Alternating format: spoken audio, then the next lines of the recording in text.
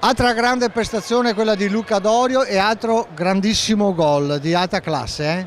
Sì, ultimamente mi sta andando bene, le ultime due partite ho fatto 2 gol la scorsa settimana, uno questa sera, sono contento della prestazione. Allora, la bravura del Padova di questa sera è stata quella di sbloccare subito il risultato, di arrotondarlo e poi controllare la partita.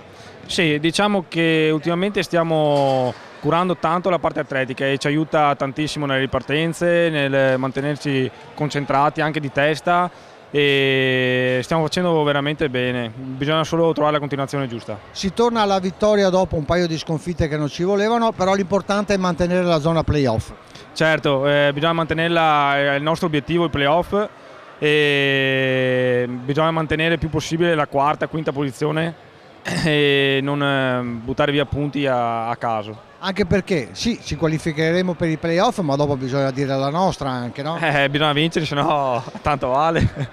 No, bisogna dare il meglio ora e dare il meglio del meglio dopo. Allora ci promettete un finale di campionato ad alto livello? Assolutamente sì, bisogna. Se Alberto Rodriguez continua a stare in panchina si può fare bene.